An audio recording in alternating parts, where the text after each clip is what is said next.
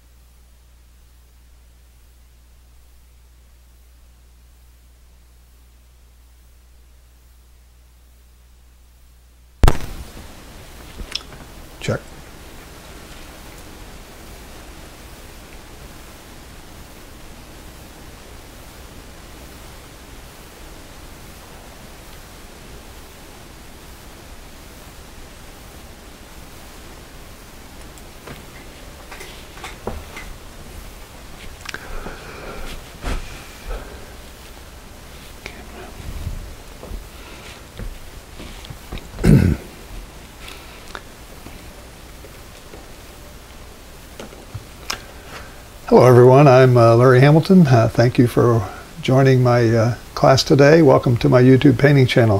Thank you for watching. Today we're going to do a couple of watercolor paintings, and I have them both already mounted here on my board, one on top of the other. Sketches are already completed, and so I want to tell you we're doing one painting from Florida, Ponce de Leon Inlet. It's called Ponce Inlet for short. It's a little seascape with a couple of sailboats out in the water and some nice dunes and some grasses in the foreground, so it should be fairly quick, maybe, but I have a couple of techniques I want to show you when we do that painting. The second painting, that painting comes from one of my nieces who took it when she was there a couple years ago, so I have that to paint. I have a second painting that I'm going to do. It's called Fraser Lake in British Columbia. And that comes from one of my, actually he's someone who purchases my art, and he has sent me this photograph, wanted to know if I would try to paint it for him. So I'm going to give it a try, and we'll be doing that. His name is Eric, and he has purchased quite a few of my paintings and seems to like my work, so I'll try to do something for him. We're going to be painting on Fabriano Artistico watercolor paper, 11 by 14 today, 300-pound cold press. So with that, I will head over to my computer now, and I will talk you through the photographs and how I crop them, and a couple other comments I want to make there. So hang on, I'll be right back here at the easel.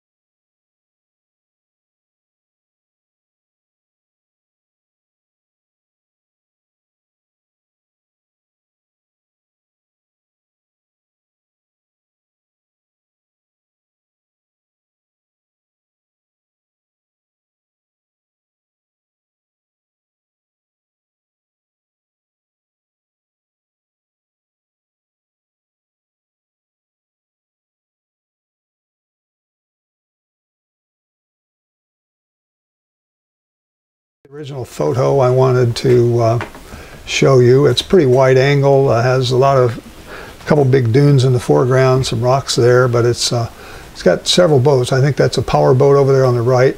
So I really wanted to just kind of focus on this sailboat that's in the middle here, and maybe pick up that cloud that's setting up above on the right and bring it over into the painting.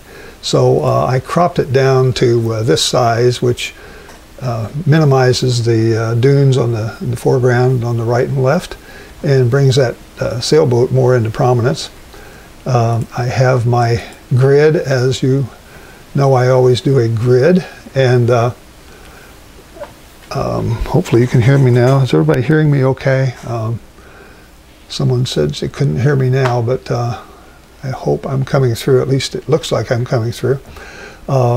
My grid, which is 4x5 matrix, which has fits my 11 by 14 paper very well, and I use that on almost all my paintings anymore, at least my watercolors. I do it on my oil paintings as well. Okay, so here's my value map, which kind of shows you the focal point. So I want to try to make that sailboat the focal point, and that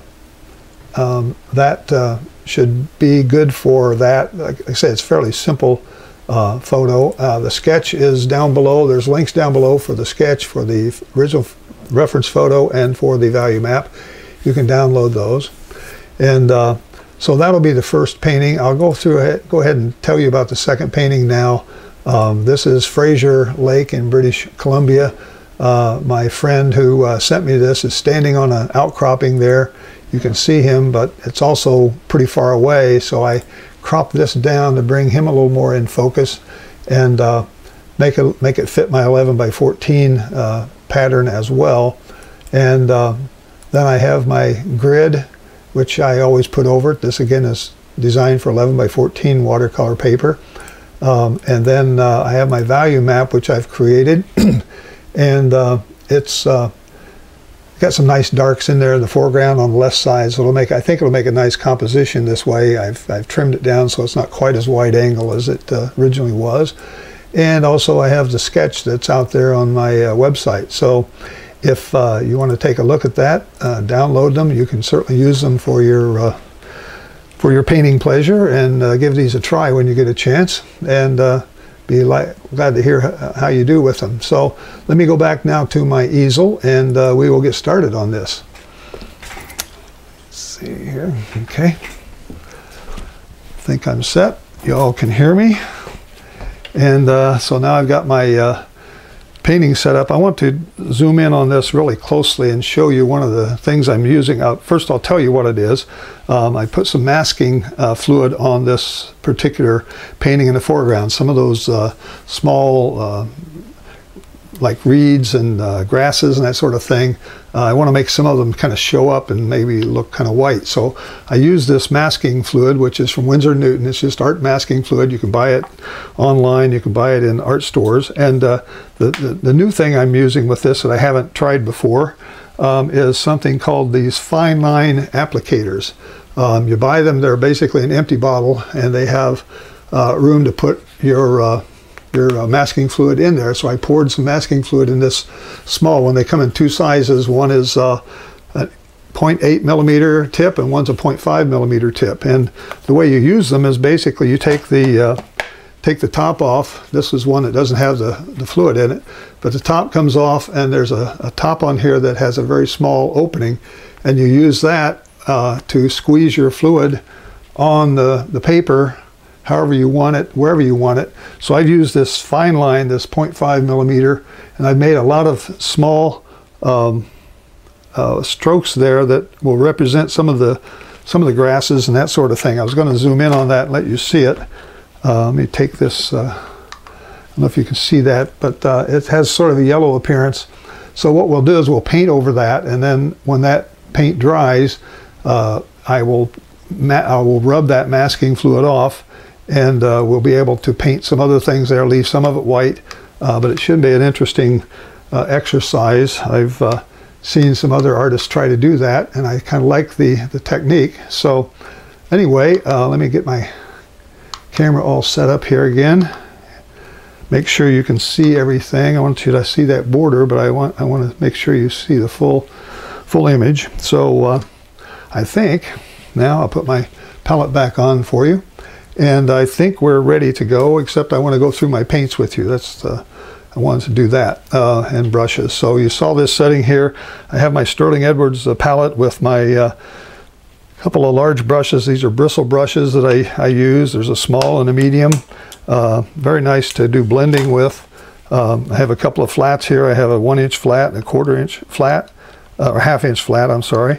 So I'll probably be using those a lot. I have some rounds here. I have a number 12, number 8, number 6, number 4, and then I have a script liner here as well. So I'll probably won't use all those brushes, but I have them available, and I can use them if I need them. And that's basically my complement. I do have a few other brushes here from Trekell, which I use off and on.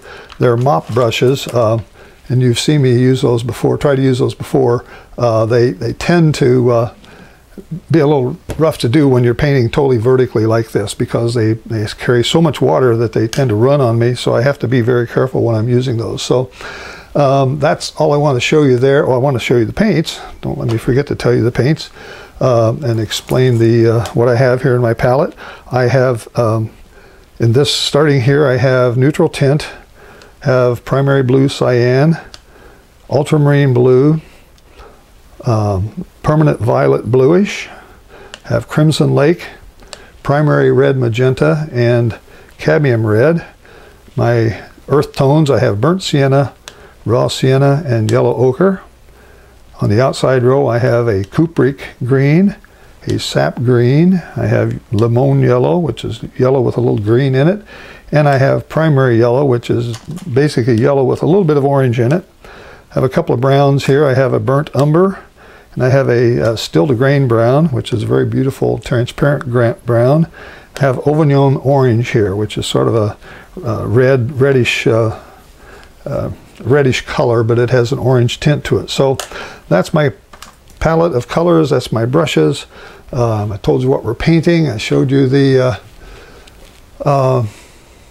paper and with my sketch on it. I'm going to go here before I start. I want to take a little bit of this graphite off. It's probably a little too strong, particularly where I put the sky in up here. I don't want those lines to show up. When I erase this, I'll still be able to see it. You may not. It's probably, I do it darker so you can see it, but I want to take some of this out so that it's not quite so prominent. I don't have a lot here in the water, not much in the sky, not too much over here, so it's really just this background here that sort of sticks out behind this Ponce Inlet, and this is where boats come in and out to get out to the water, to the ocean. This Ponce Inlet is an area that's not far from Daytona Beach in Florida, and a lot of people spend time down there. My sister spends time there every year if she can, and so this came from her stepdaughter, this photograph. So let's get started. I'm going to put some water on it, and we will get going. I want to just wet it down a little bit for the sky so I have some nice soft, see, my brush had all the color in it there. I don't like that. So let's put some water here, clear water, just across the sky, and it'll help. Putting the clear water there just helps the colors. When you put them in, it helps them get soft, so you don't have a lot of hard edges in it. That's all I want to do there for that right now. Let me start with my 1-inch brush. I'm going to pull out my ultramarine blue here in the palette, and we will start with that in the sky. I'm going to leave some area over here for that cloud that was in the original photo, but it was way over on the right side, and I cropped it out. So I'm going to bring it back in. So hopefully I can just get in and pull these colors in, and we'll get sort of a nice little wash going here. Leave some room for some other clouds in here in the sky. I don't want it to be all the same color if I can keep from it, but I want to make sure I have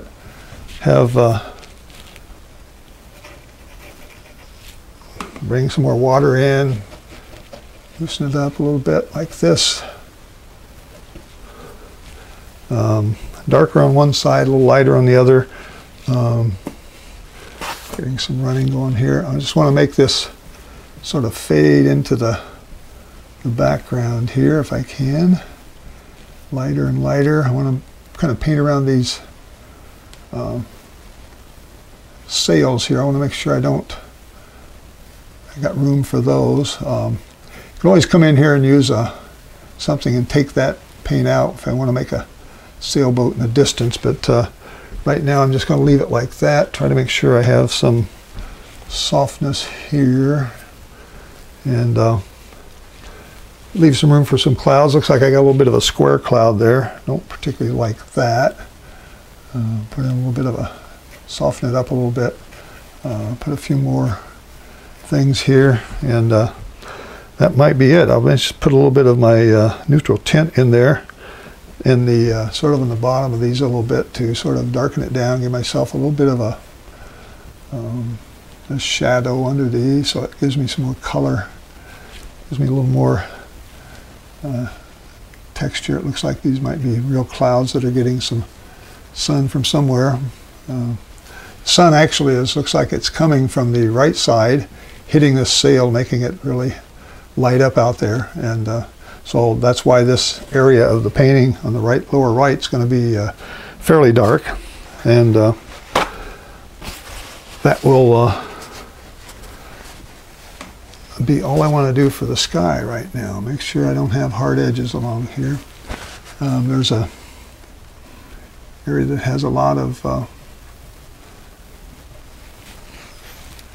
grasses, and it's sort of a berm over there. There's actually a beach, I guess, over on this other side across, and can't quite get to the beach. If you go by boat, you can, but otherwise you have to drive several miles out of your way to get around to that beach across here. But that will do for that. I'm going to get my smaller brush, my flat brush, and start getting some color here. I want to get some of this raw sienna. It will probably make a good color for some of this sand, I hope. But in the back I have a lot of this, I guess it's a combination of green and I'm going to get some sap green in here, ochre, yellow ochre, and maybe even put in some blue to get a little darker values in there. So I'm making myself a set of colors here that have sap green, yellow ochre, and ultra blue. Okay, so those colors are what's going to make this little background area here. I want to make sure that it's fairly dry. I think it is. So let's just see what we can do back here. It's pretty far away, and I want to just hit it with these various colors and put it in back there. So it's got some ochre, some of these ochre colors in there. There's some things going on. There's some buildings and some other things back there. There's a little building right here that sort of sticks up, got some gray to it. But it's really very, very narrow, very thin ribbon of trees and grasses and bushes and all that sort of stuff over there. Okay, so it's a very, very narrow. That's why I'm using this flat brush. Kind of like this flat brush for these kinds of things. Painting around another boat, sailboat that's back here that really is hard to see. It's almost impossible to see on the photograph, but it's over there. So I'm going to leave some room for it there. Probably see the sail starting to stick up already, even though I haven't painted the boat.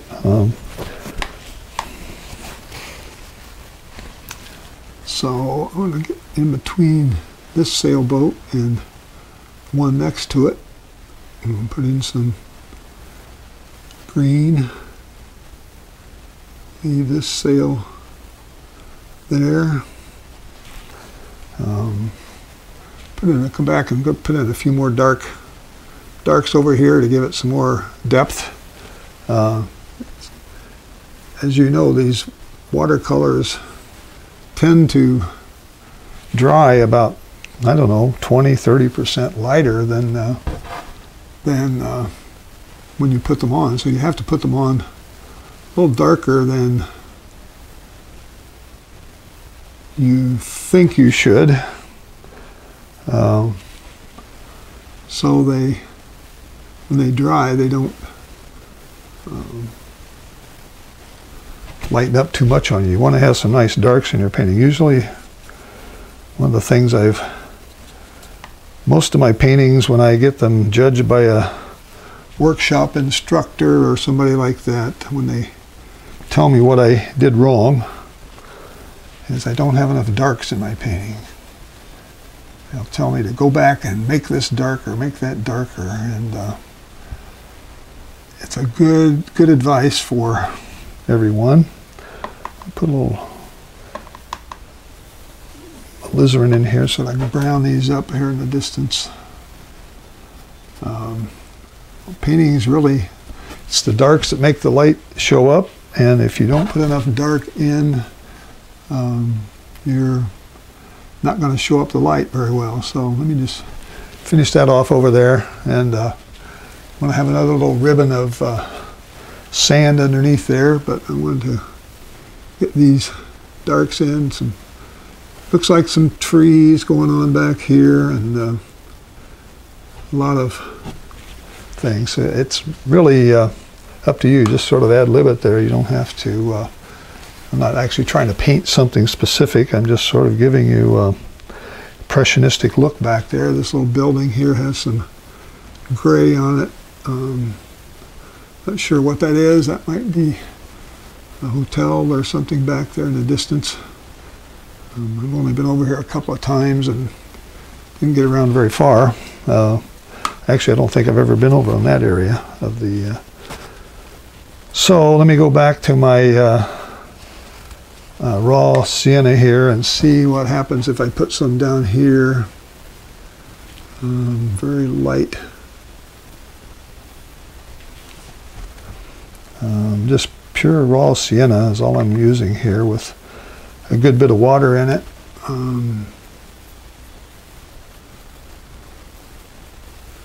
So it's just sort of making a bank. It's really, the bank is, a lot of it's kind of white over there, so I'm going to leave some of it just white paper.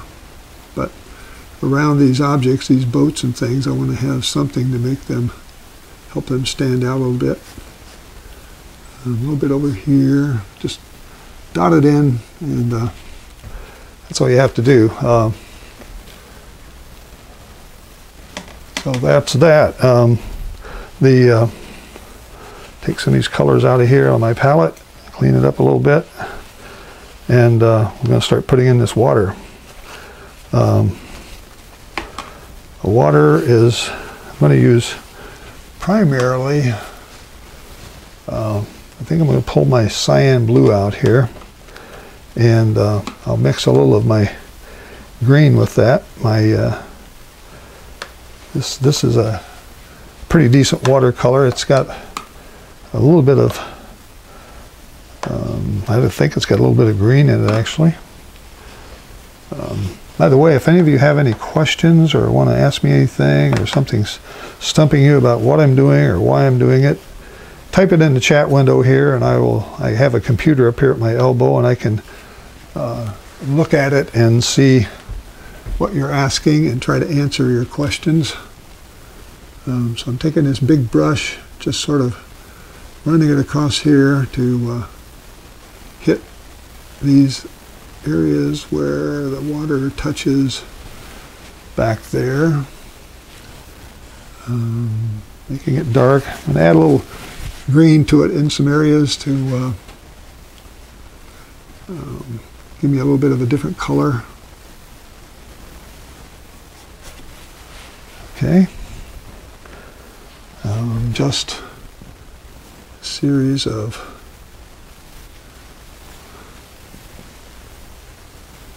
leave a few little white spots in there and let it sort of run and change up. I think there's just two boats here sort of together running.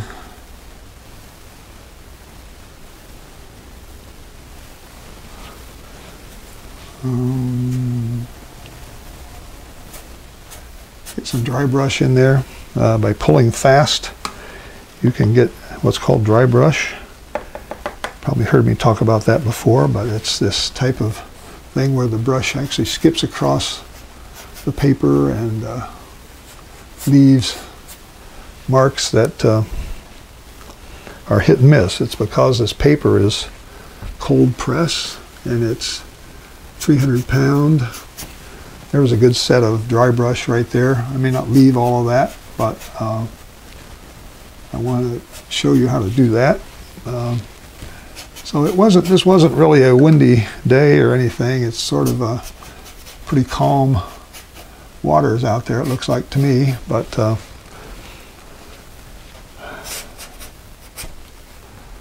there's a little bit of roughness going on here. Pull some water out, just sort of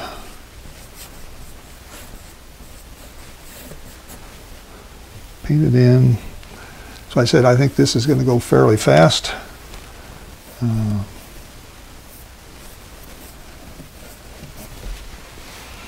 don't know if you can see here where I'm painting over now my where I have this masking fluid. You can see there's something yellow sticking up there. That's where the masking fluid is preventing the paint from getting on the paper.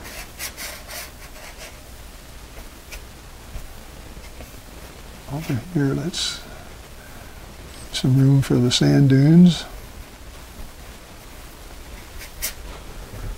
So I'm changing the color, adding a little bit of this green, adding a little bit of the blue, changing the color a little bit here and there, just giving it some streaks that look like there's movement in that water, even though it's not real rough.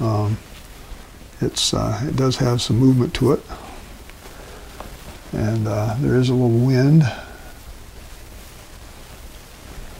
over these rocks.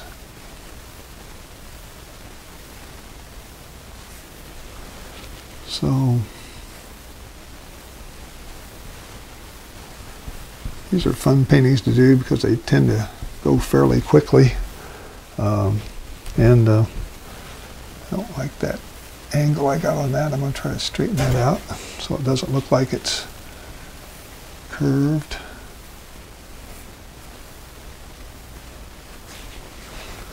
All right, is it dark enough? Good question.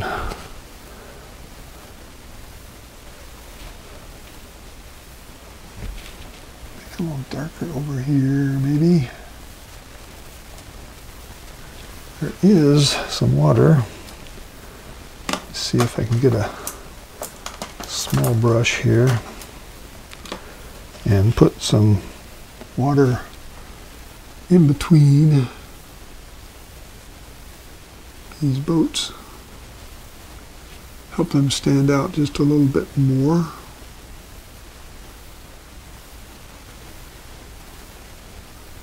So you can see that, hopefully. So you can see the water behind the boat, which is what I was trying to do. I can't get that with this big fat brush, that's for sure. Keep checking my monitor here behind me to see what it looks like. See if see what you're seeing actually. I have to make sure I don't distort this to the point where you can't see it very well, or have my camera pointing in the wrong way, or all right, that's probably good for now. These dunes again are very, very light, very almost white.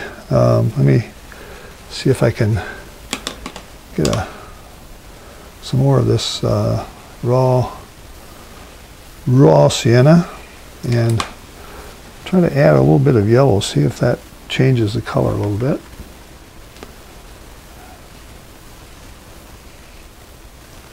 It's going to yellow it up. I don't know if I'm going to be able to get the color I want. I don't think so. Try ochre with a lot of water in it. Maybe there's a way to do that. The other thing I could try is this brown and see if I can lighten it up a lot.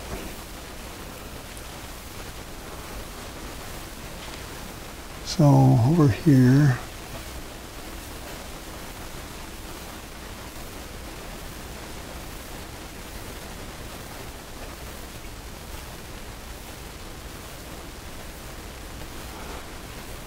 so I'm just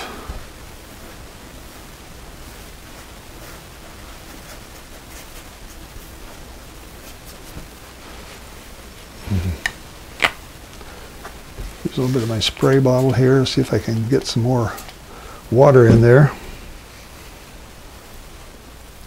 Using a little still to grain brown here with throwing some water in it and trying to get the light color here. There's some rocks out here. Let me make sure I capture those if I can. Looks pretty light on your screen. Looks almost a little darker for me, but that's okay.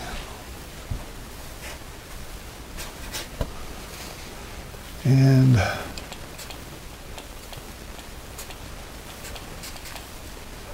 so by throwing a little water on there what am I doing? I'm giving it some areas for it to sort of bleed out and make it less dark.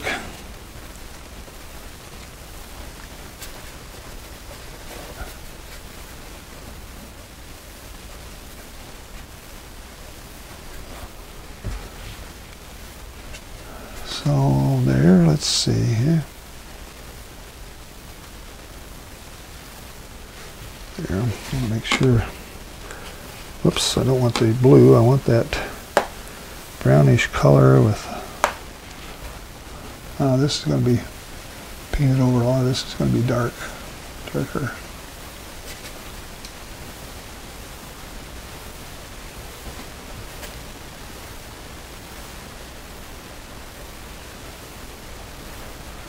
Making it darker than it is in the photograph. I want this area on the right to be fairly dark, so I'm going to pull some other browns in here.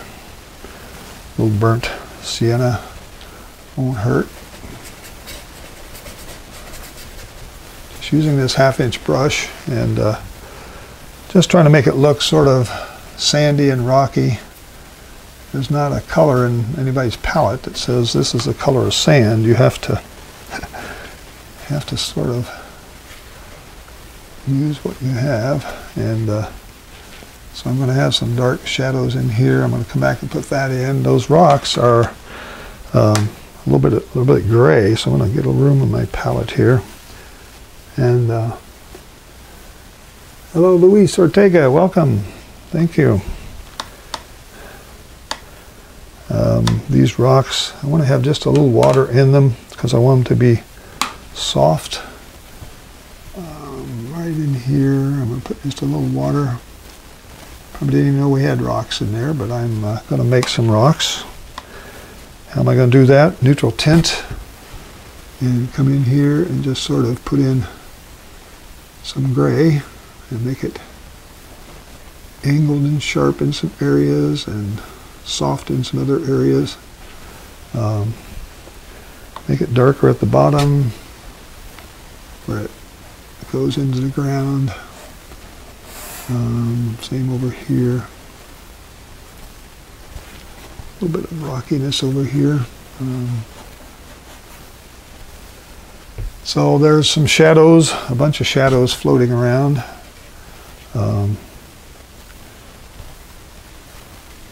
And I want to capture those. Okay. Get my round brush out here and see if I can start putting in a few things that look like shadows going across the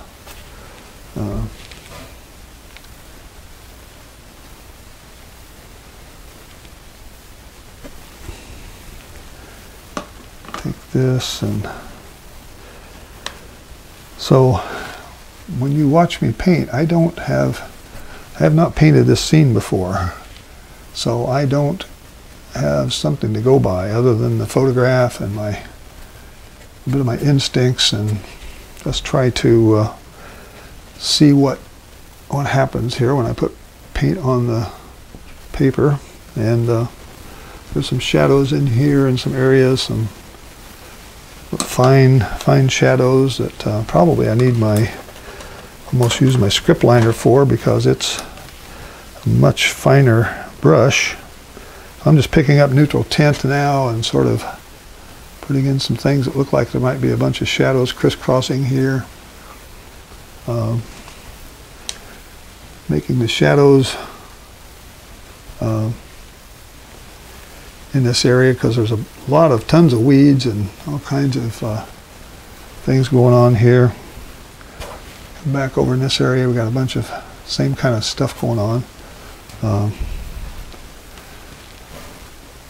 A lot more than I would paint, but I will be putting in a few more things. So I'm just kind of almost scribbling here to make these shadows that turn up.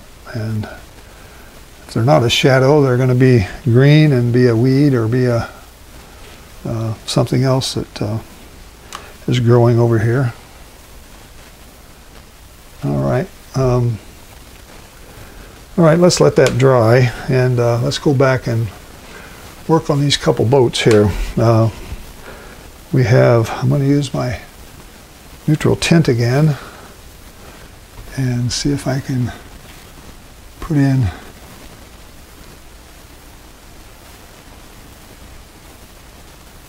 some edge.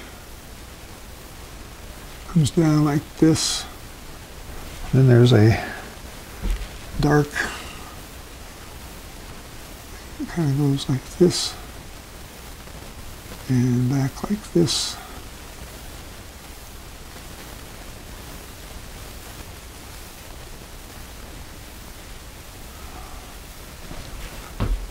So hopefully that's, you can see that. There's another couple things that come down here. And it's going to run out there. Down here we've got a number of things going on. This one has a small shadow behind the sail, so I'm just sort of drawing that. I don't have to do a ton of work here, folks. This is pretty abstract and pretty loose. This little sailboat back here is almost possible to see. I'm going to put a slight shadow there and something that looks like a base on it in the water somewhere there. This one has a little bit more definition.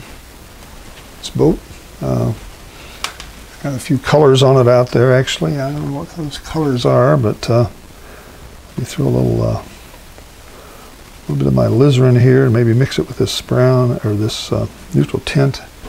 See if we can put a few things in here that kind of draw your eye. Put a splotch of red in there, your eye will go over there. So not too much, just sort of make it. This is all right.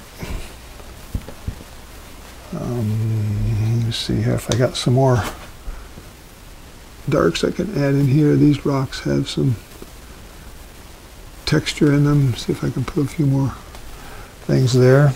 All right. Even in the background back there, there's a few. These are like little dunes. They have sort of areas where the sand is making shadows over there.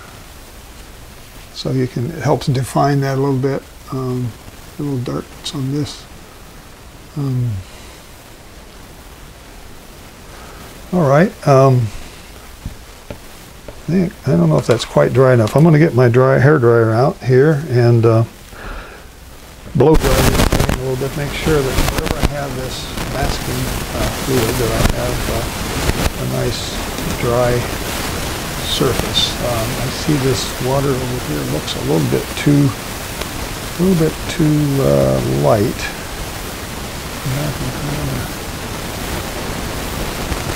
A couple of swipes in there, some blue on it.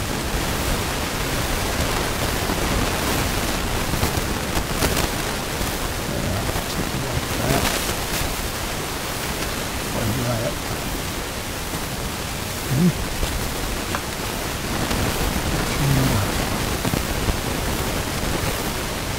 More rough texture. You can take this dark blue, put it in your brush, and just sort of, since this is somewhat dry, you can kind of get some more rough texture going across there like this, which helps with the story movement.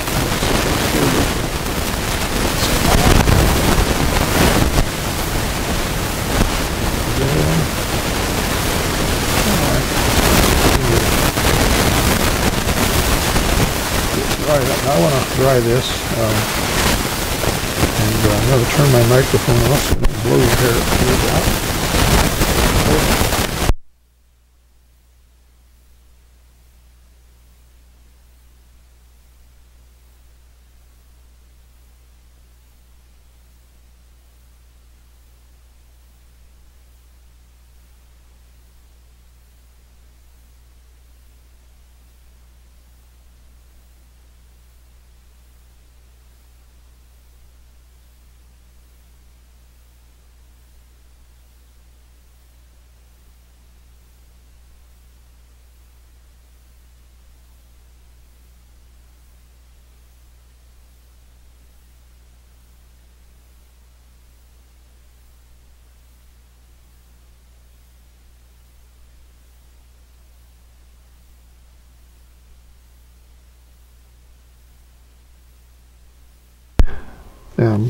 Should have my microphone back on now. Good.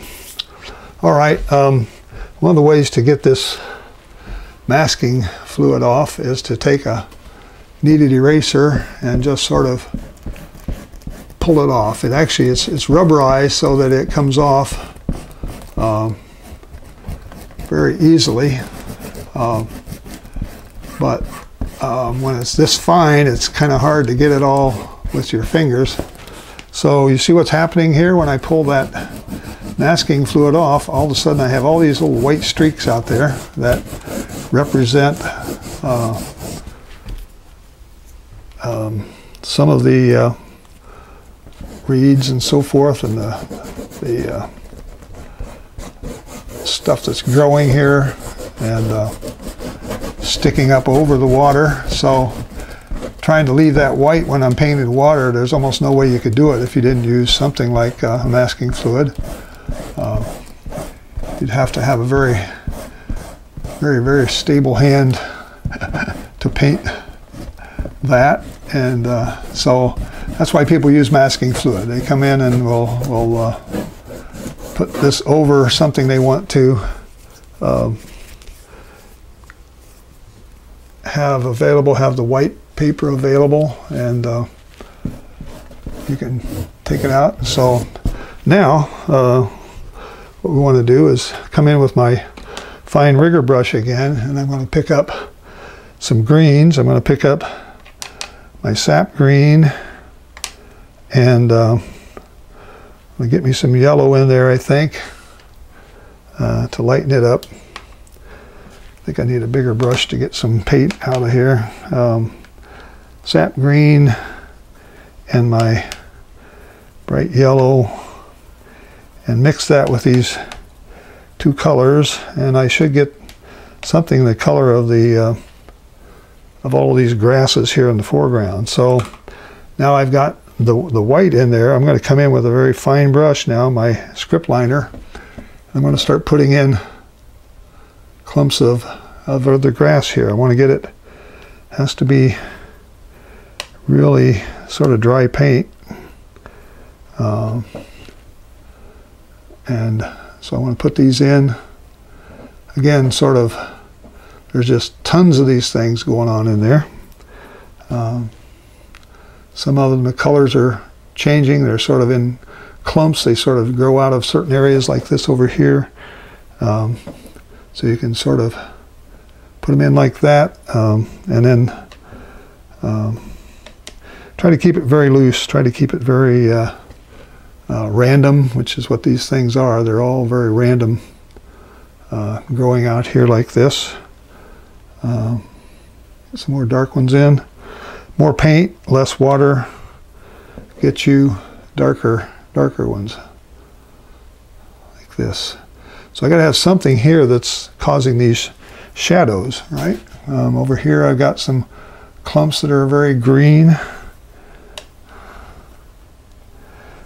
and the light again is shining on this, so I want these to be darker over here if I can. I can make them darker.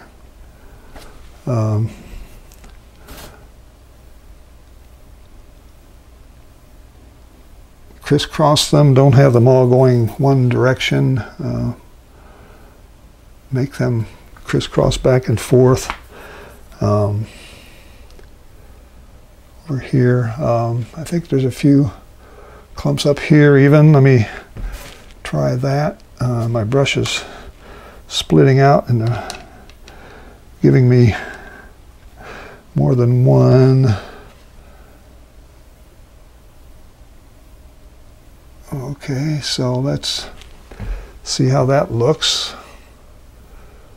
And I'm not nearly done with this, folks. I've got quite a few other colors I want to put in here and sort of make this look more like the photograph. I'm not trying to exactly duplicate the photograph, but I am certainly trying to get the feel of these, all of these grasses here in the foreground and that sort of thing.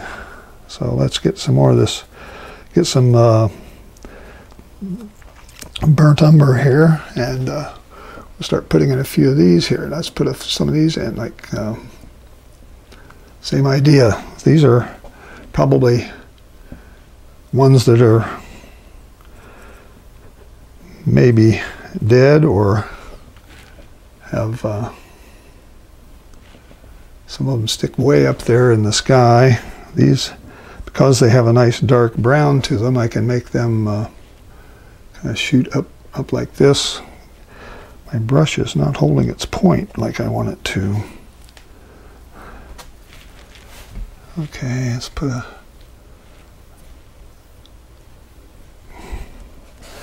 And having some dry brush in here is not bad either. You can see when I pull it really fast, I get this dry brush technique, which is very good.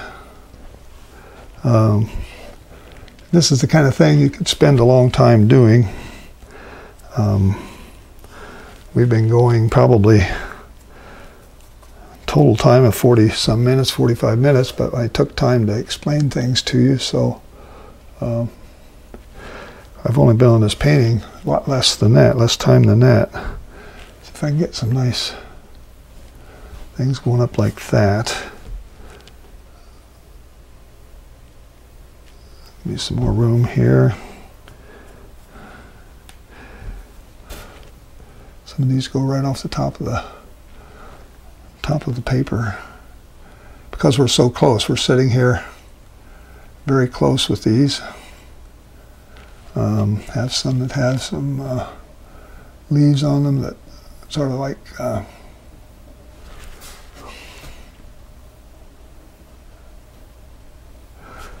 and so you see how this kind of ties together with the white areas.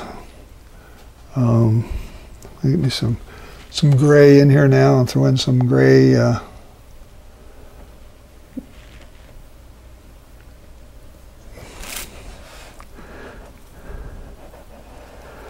gray, green, whatever I can get here. Just put in a bunch of these that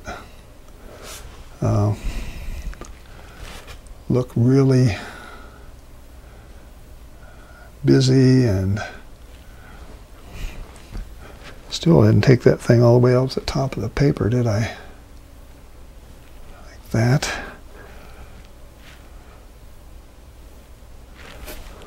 And like that. Several over here that have some gray in them. So it's just sort of however you want to make this look. Just use your paints and your colors and your imagination and make it very grassy. Behind these rocks, maybe there's some grass.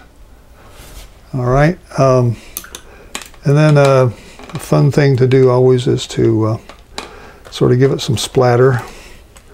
There's a couple ways to give it some splatter. I can get a lot of water on a brush like this, get some darker colors in this brush, and just sort of do this. And these long bristles give me a nice splatter effect. I could use a toothbrush. I've used that before. But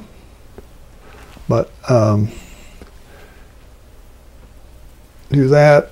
We can add maybe just a little water here and there to sort of make some of them runny, so they're not all just hard-edged.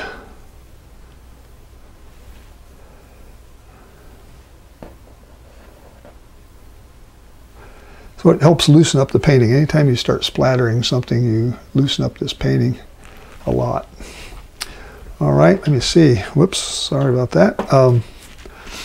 I think I might just stop on this. I have some interesting things going on, some little things that look like we got some sea grasses, sea oats, or whatever they're called.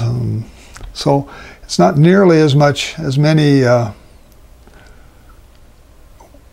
weeds and things as there actually are in this painting, but it gives that impression that it's a there's a lot of stuff going on here. A lot of growth. You could walk down there and get a photo. I want to make sure I think I want just a little bit of blue in this boat back here, this one boat. Just a little bit of blue in there. There's a little bit on that one. All right, I think that looks like 2 or 3 sailboats out there in the water, and that's really what I was trying to do. And hopefully you like that. Hope you can give that a try. It's probably too wet to sign my name, so I don't think I'm going to sign my name on this right now. It's too damp. But I am going to peel this off and start for our next painting. If you want to take a couple-minute break, you need to get a cup of coffee or something, or a tea, or a bathroom break. I've got a lot of splatters on my palette here from my... Okay, so I'm going to try to get some of this off here. All right, so that's my Ponce Inlet painting for today, and I hope you like it. Hope you can give it a try. I'm going to peel this off now. Hang on, and should have another painting sketch right underneath it. And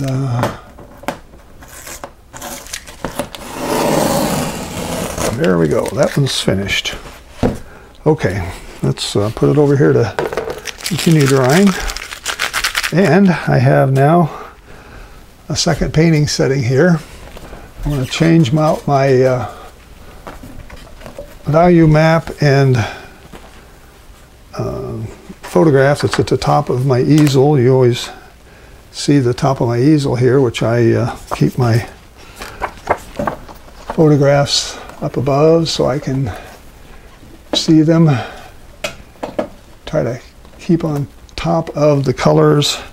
Have my value map. I always put it over here on the right side of my easel, pin it down over here, and I think that's ready to go. All right, so what do I have here? I have a lake. This is up in British Columbia, which is in Canada, of course. And I've never been there, but my friend who sent me the photo said that this was him standing out here. I think he was age 16 maybe when this was taken. So he's standing on this little rock outcropping. I'm going to try to preserve him, and I don't have any masking on this, but I am going to take off some of this graphite because it's too much.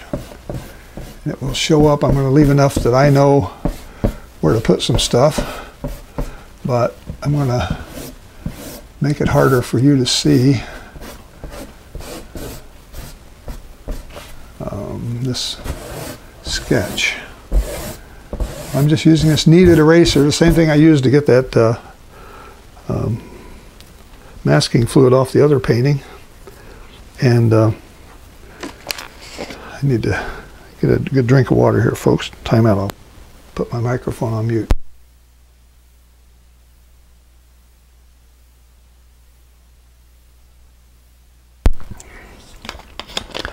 Okay. I think I'm set for another painting. We've been going almost an hour. I think this will go maybe fairly quickly as well. Maybe not, I don't know. We'll find out when we get started here.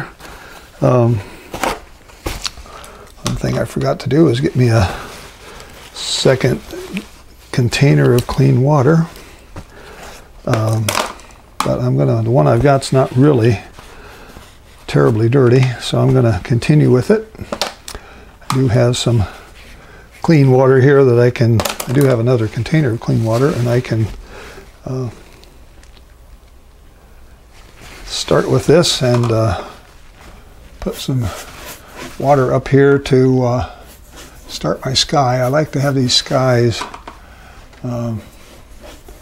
soft, and so clear water does that for you.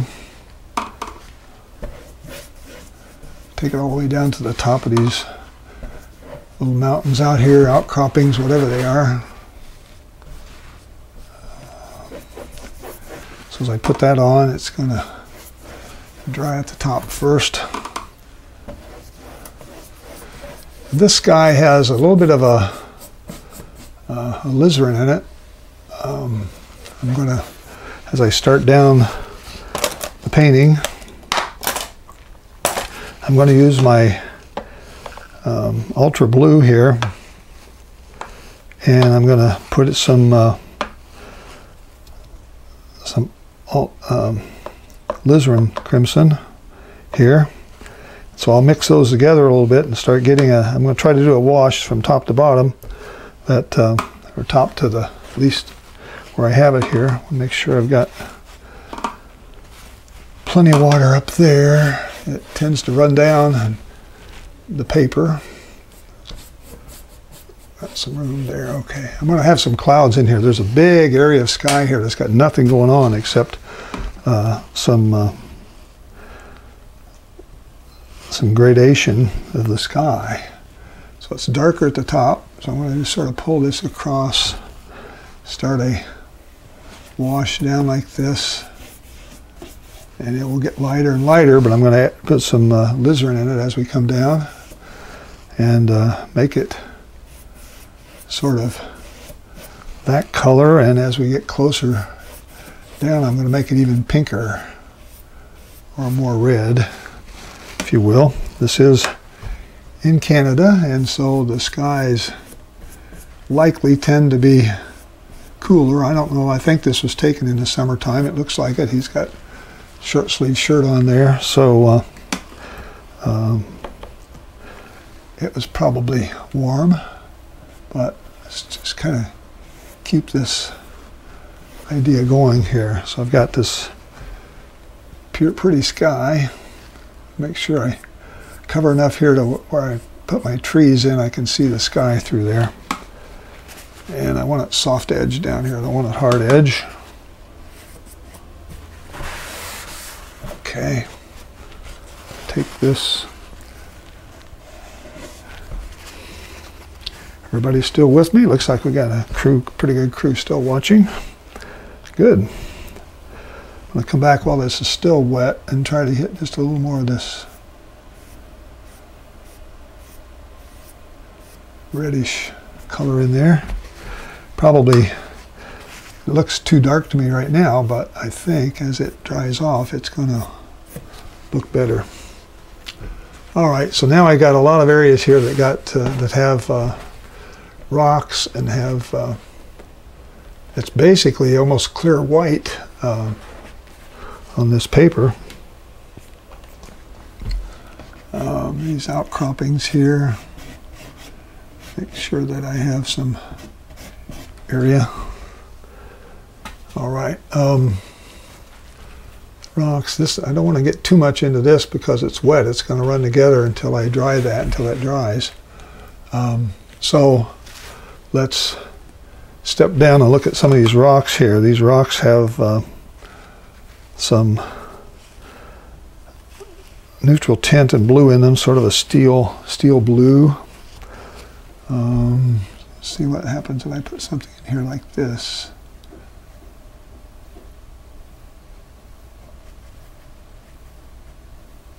Big brush.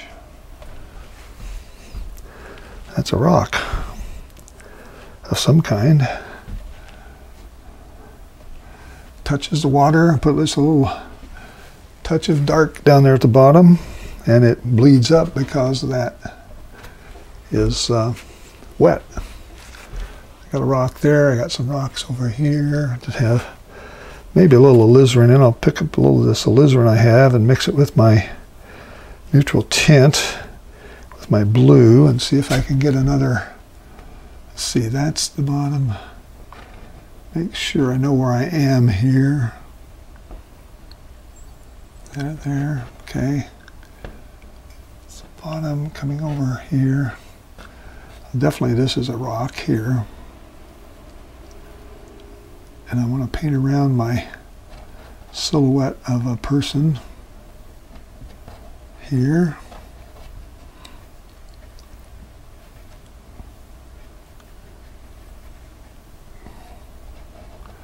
Might even be some rock over here on the other side of this tree. Leave room for my person. A little hard for you to see that probably, what I'm doing there, but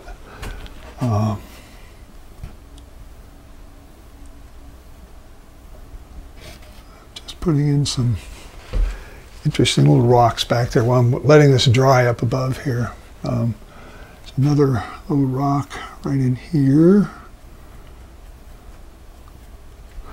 And a technique of taking some dark and just putting it on the bottom tends to really help define those. There's another, let's see, here we have another, where'd that rock go? This is, yeah, right here.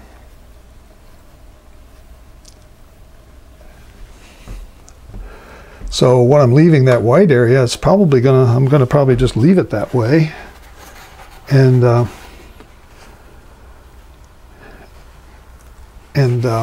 let the white represent the water. See here, get me a little bit of more dark right in here. Some more dark over this way. See, it all bled up, it all went away over there by just the paint sort of that was in the paper, sort of sucked that water right up to into the rest of that rock. It's still wet. We have here behind him, these are sort of, I'm going to get my smaller brush, my 1/2-inch brush. And they have a little bit of green to them.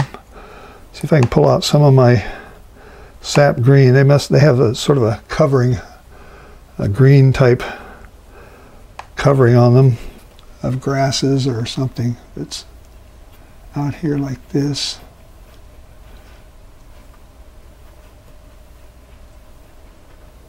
And that needs to be darker in some areas. So let's make it darker.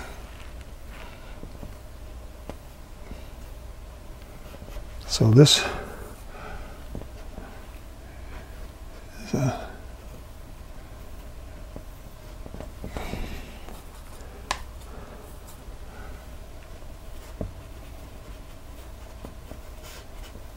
see here like this. Leave some room. I got this other big rock he's standing on. It's in the sort of in the foreground, so I want to make sure that I leave room for that. This comes around here like this and out. Makes another little peninsula-like, I guess you'd call it.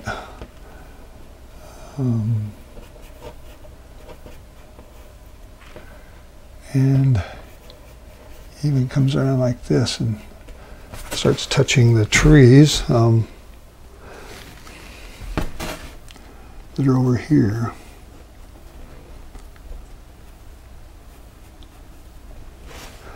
All right, so I'm painting everything but the water, but you're going to be able to see water.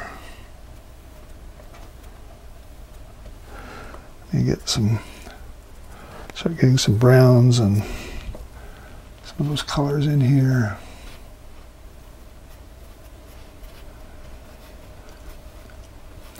So that's just sort of some rocks that have some grass growing on it. Give it a little texture. I put a few spot things in there. It goes, actually comes all the way over. It actually goes over here in some areas.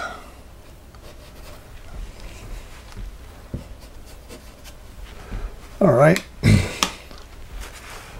How are we doing? When you want to test the wetness of your paper, always use the back of your hand instead of your fingers, because you have a lot of oil on the tips of your fingers, and you don't put the oil on the paper that way. So, nice little tip for you. I'm going to get me some my permanent violet here and see if I can come back now and put in this outcropping here. It's got to be darker, a little bit darker anyway.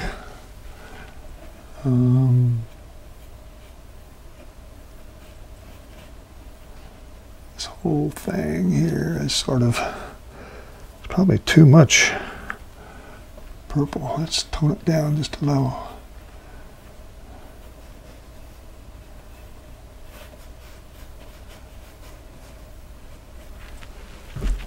Okay, so mixture of colors, and it comes in, and there's another a little bit darker one in front of it. It sits here.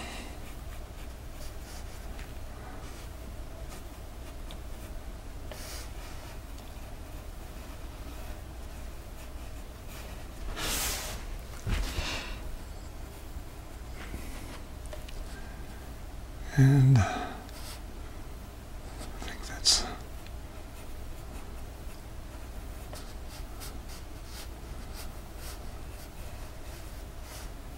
so you can print out these original photos from my website. You can print out the sketch, and you can give this a go.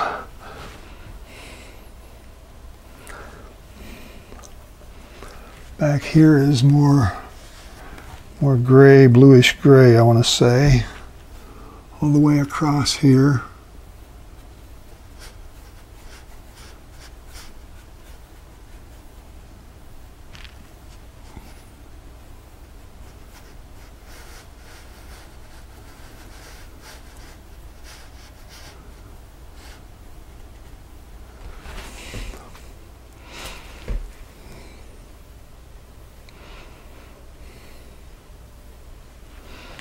All right. A lot of trees in here. A whole bunch of trees up there. So let's just put in a few more things here to help flesh this out. All right.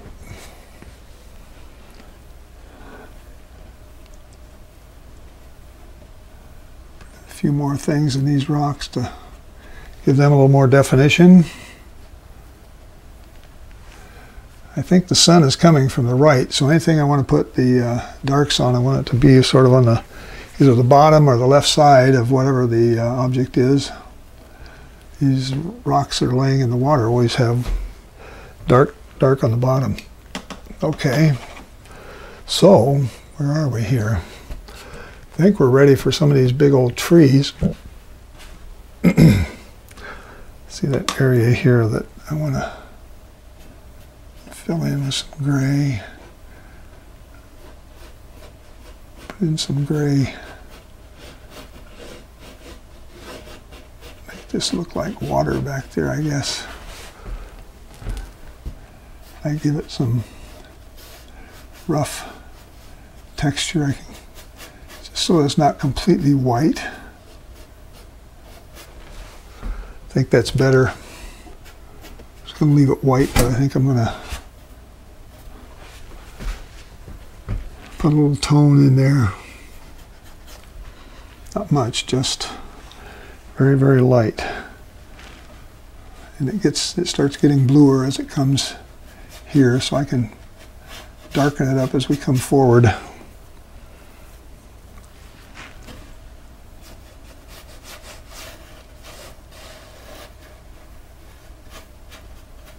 It's got a little more blue in it than that, I think. So let's put a little more blue in it.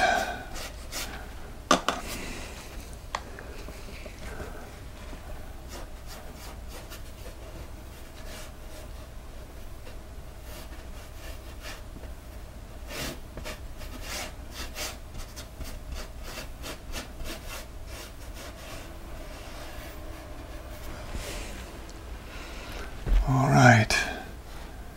Here it's probably bluer, a little darker as well. Trying to protect my figure there. This is going to have some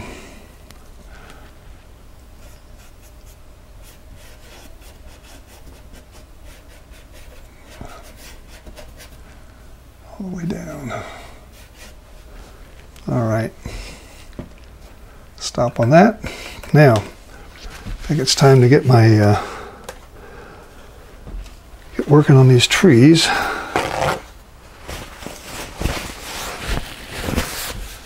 And I think, well, let's see, there's a little bit of a, I want to put a little bit of a cloud-like formation in here somewhere. The sky does, I mean, the sky is not bad. I'll put a little white, clear water in here and see if I can just put a little bit of a shadow of some kind in here. Make it look like we got some sort of a cloud going on.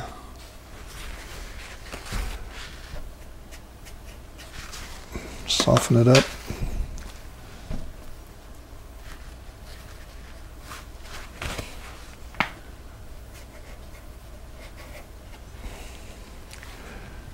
All right. Let's stop on that. I'm going to clean my palette out now and start working on these greens. We got a lot of green trees, dark, got some yellows in them. But I think that'll do for that little cloud. Use your fingers. Tell you not to put your finger on, then I just put my finger on. Do what I say, not what I do. All right, I'm going to get some of this cupric green. I'm going to get some of this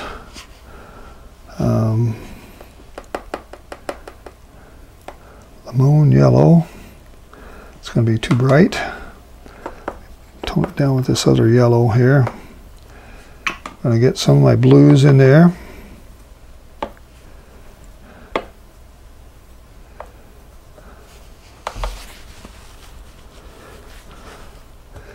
And I need another value. I'm going to get my neutral tint.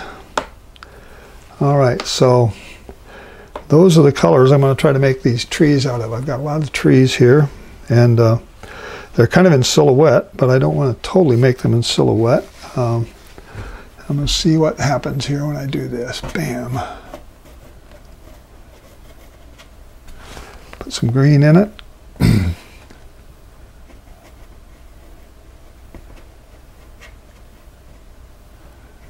Down. I've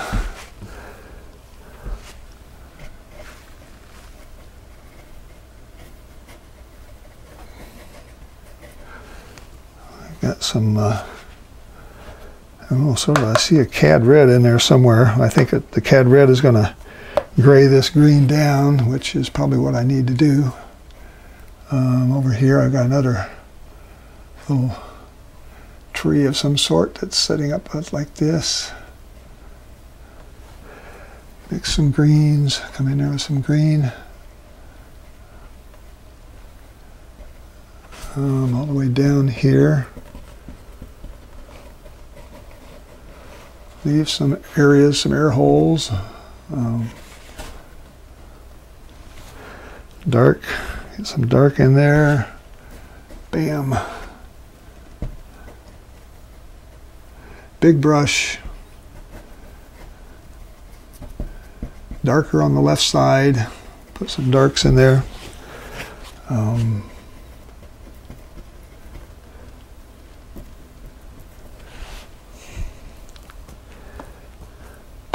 Blue, black, cupric green, yellow, cad red,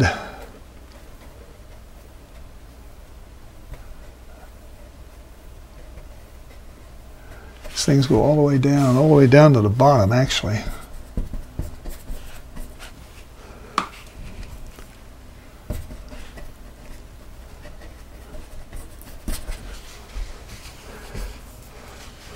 So I'm not trying to be too careful with this. I'm just sort of slamming it in there. Putting different dark colors together.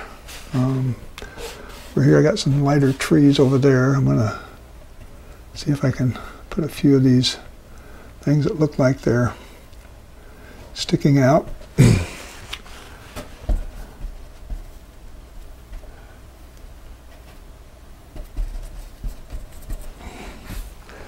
So a lot of dark color here.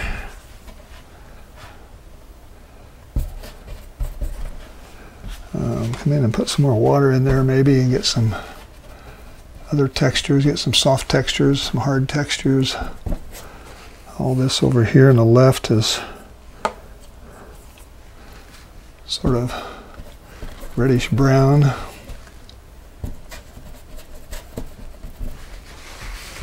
All right, I got trees in there like you wouldn't believe.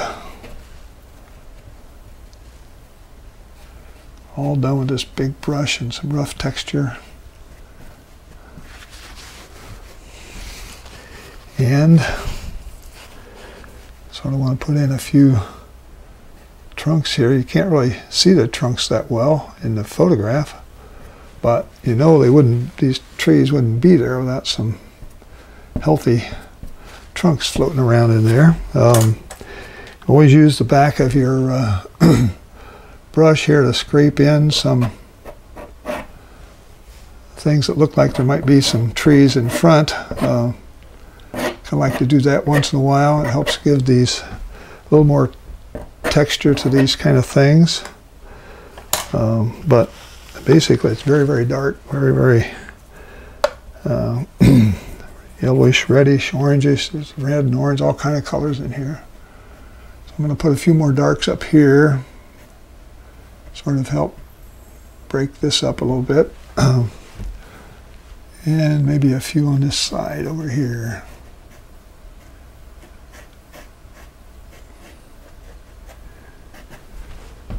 Okay.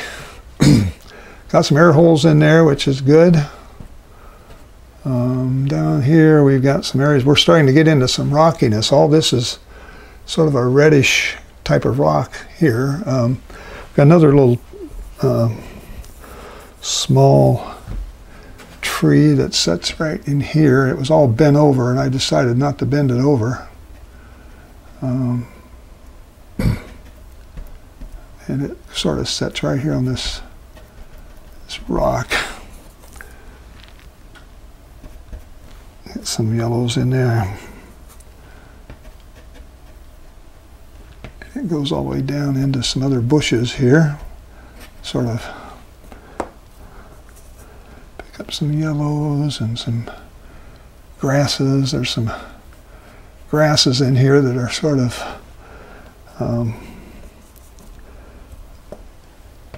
going over to where our fellow's standing, right in here. So let's put those in. We got some rocks coming out under them.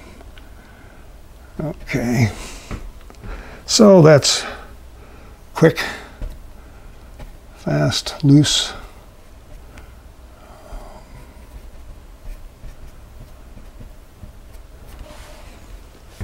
All right. I could have kept going with this. Again, it's those kind of things you can keep messing with for quite a while, but I decided to stop. We've got rocks in here. There's a lot of texture in those rocks. Sort of a gray and this reddish color I had with the greens. Sort of a rust type color. See what happens. I put a few more browns in there. I get some. Still has the reddish color in it. So let's see right here. There's a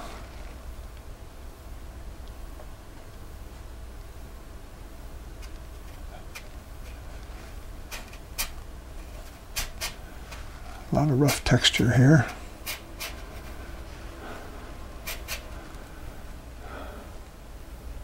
This is a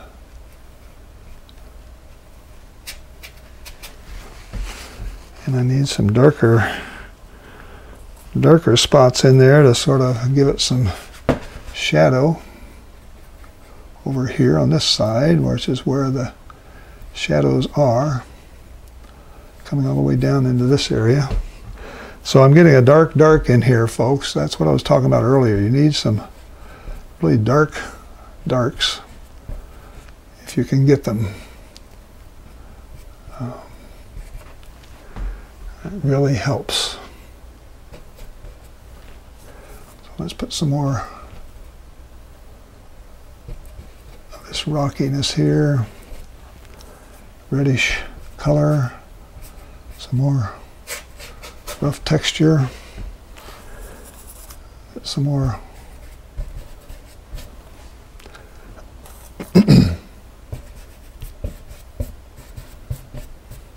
so there's a bit of a path that goes up here that he was able to walk out on, I'm sure. So I'm trying to leave it look like there's a little bit of a path of some sort there that you could come down. How are we doing on time? Pretty good. So let's just put in some more rockiness. So a lot of these, I think these rocks sort of overrun the trees in some areas. Let's do this. There we go. Got a bunch more trees over here to fill this in, put him in, and we'll be done. Try just a little of this neutral tint here with my smaller brush and see if I can sort of give a bit of a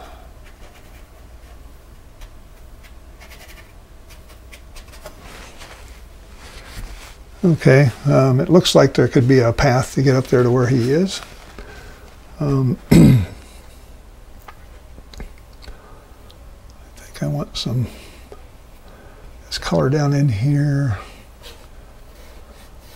I think I'm just going to fill all this in with some dark trees again and not worry too much with it. I may use my smaller brush, get some colors in here that I think can represent the trees.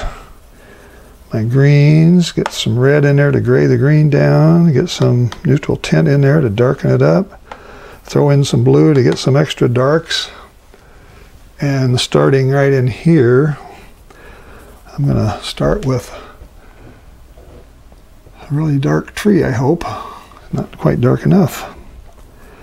Get darker, get darker. I want it to stand out there so you can see it.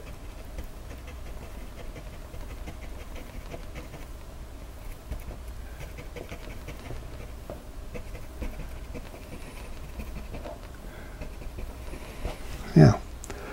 So really dark tree. Sort of comes in here and just lays over everything, and it kind of joins with some smaller trees here that you can think of these as almost like a clump of trees, and then just sort of make the edges look like trees. This is what tells the viewer what he's looking at. It's not this big blob in the middle. It's what's on the edges. Very important concept to remember, that what tells the viewer what he's looking at is what's at the edges. So if you make the edges look like pine trees or evergreen trees, whatever you put in the middle is not going to be all that important, because it sort of just gets blended away in your mind. And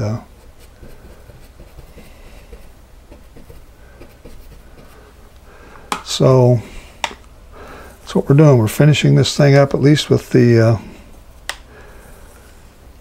set of trees here, double sets of trees.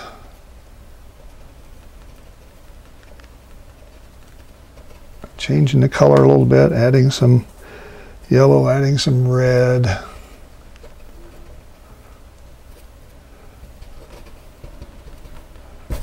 Just want to put in some color over there to sort of pull this together, so that when I put a tree over it, I've got some something to fill in the background with. This is pretty loose.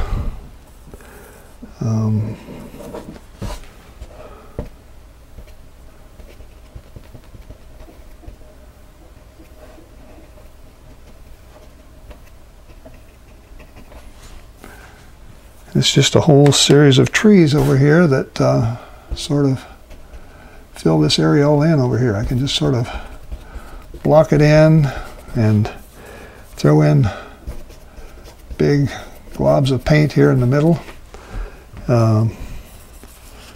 And when you look at what's on the edges, you're going to see things that make it look like little pine trees sitting there. See, I'm giving you these little zigzag type marks that say pine trees. Some are wider than others, some are narrower, but I'm putting them all in there and filling this area in with a bunch of trees. And all this down here, you don't even know it, that it sort of goes together, and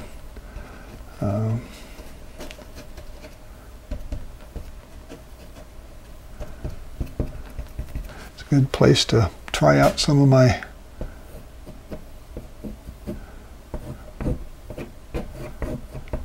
see, when I put this in, if the water is just right, it scrapes the paint away, leaves a light line. If you do it too soon, it fills it back in and gets a dark line. If you do it too late, nothing happens.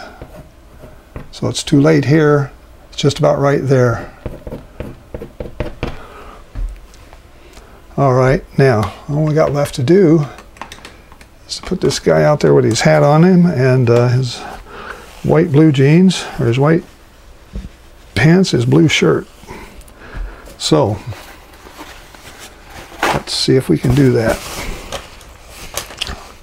Probably need a small brush again. I'm going to use my script liner and see if I can put this in here.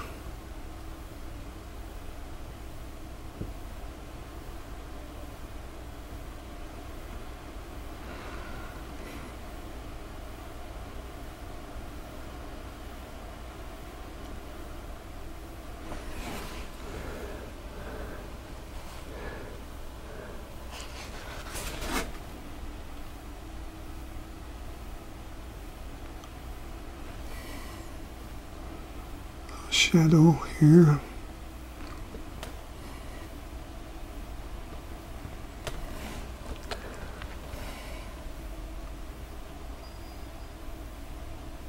And then over here in his pants, we want to have a little bit of shadow. Make them gray, but have a shadow on the left side. We can do that. Probably want to put a little bit of a face or a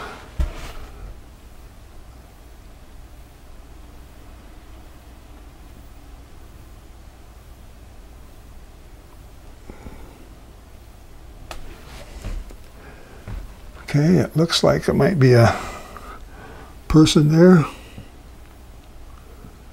Darken it in. Let these colors sort of run together. Can't see his feet, but he's maybe kind of standing on a rock.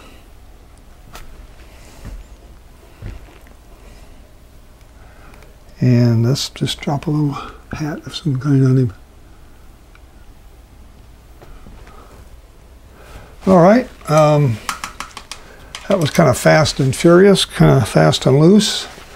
I think I probably need to do some of this splatter technique in here. It looks like it's pretty, I'll put a little water in there in some spots and then come back with my my browns.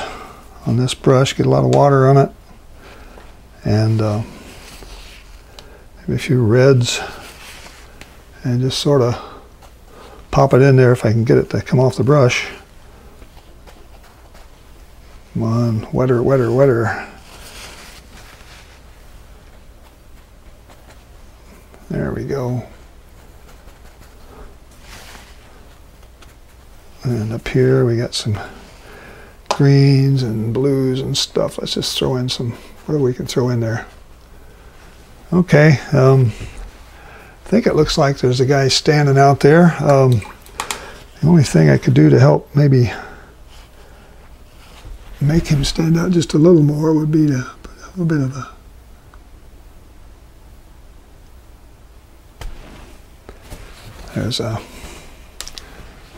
may make it worse, but I wanted to put there's water out there that sort of he's looking at. Okay, so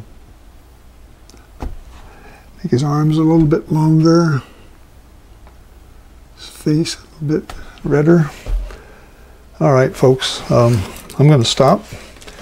And this again is kind of too wet to sign my name, but I'm going to say, hope you like this painting. I hope you give it a try. I hope you give both of these a try. And if you do, put it on my comments section on the YouTube, or put it on my Facebook page. Check my Facebook page out.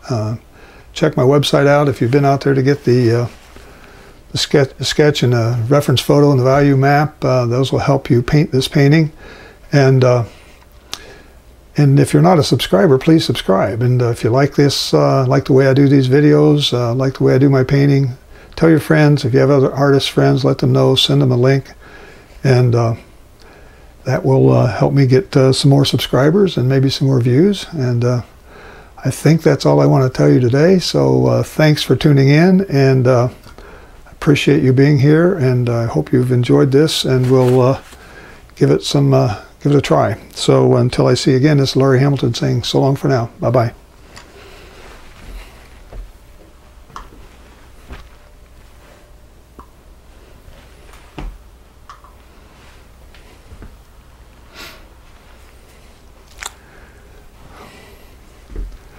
Zoom it in here a little more.